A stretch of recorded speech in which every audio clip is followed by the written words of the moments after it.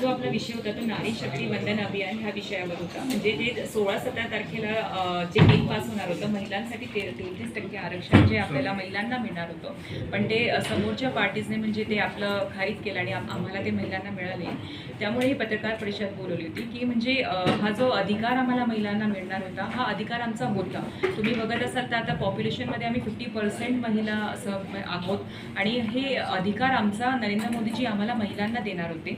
आणि हे आरक्षण म्हणजे ह्या बिलमुळे काय होणार होतं तर आम्हाला महिलांना तरी पॉलिसी आम्हाला अधिकार तो जाणार होता, पण मला समोरच्या तो मंजूर की रोल आणि त्याचा सहभाग करावा त्यासाठी त्यांनी आम्हाला महिलांनाही संधी दिलेली आहे। पण मला असं माझ्या म्हणजे नरेंद्र मोदीजीवर आम्हाला विश्वास आहे की पुन्हा ते बिल येईल आणि आमच्या महिलांच्या याच्याने तो लागेल आणि आम्हाला पुढे जाऊन महिलांना 33% आरक्षण हे नक्की मिळणार आहे।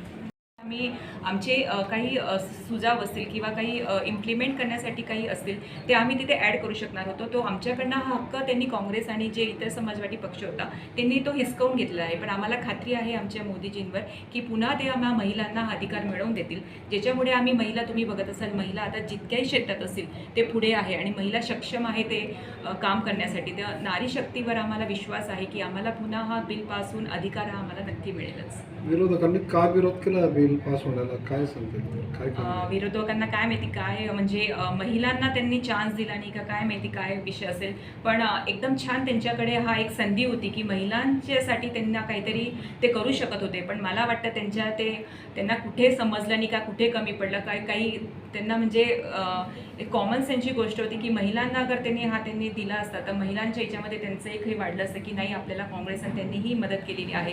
पण आज त्यांनी हे दाखवून दिलं आहे कुठेतरी की ते आमच्या महिलांसोबत नाही आहेत।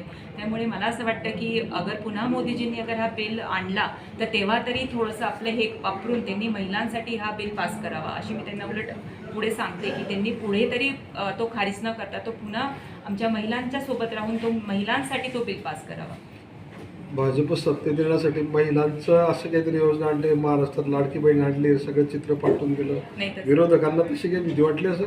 मला वाटतं तशी भीती वाटली असेल पण तसं काहीच नाही आहे। महिलांना म्हणजे मला वाटतं नरेंद्र मोदीजी महिलांना संधी देत आहेत आणि मी जसं तुम्हाला सांगितलं की आमचंही 50% पॉप्युलेशन आज इथे आहे, त्यामुळे आमचा अधिकार आहे तो महिलांचा। आम्हाला काही संधी देऊन काही कोणी हे करत नाही आहे, पण आमचा अधिकार आहे जो आम्हाला किती वर्ष किंवा काही मिळाला नव्हता तो आम्हाला आता देत आहे। म्हणून असं काहीच नाही की इलेक्शनसाठी वगैरे त्यांना जे वाटलं असेल ते काहीच नाही आहे। उलट मी म्हणते त्यांनीही पुढे यावं आणि आम्हाला महिलांना समर्थन करून हा आरक्षण पार करा म्हणजे ही जे आहे ते बिल पास करावं।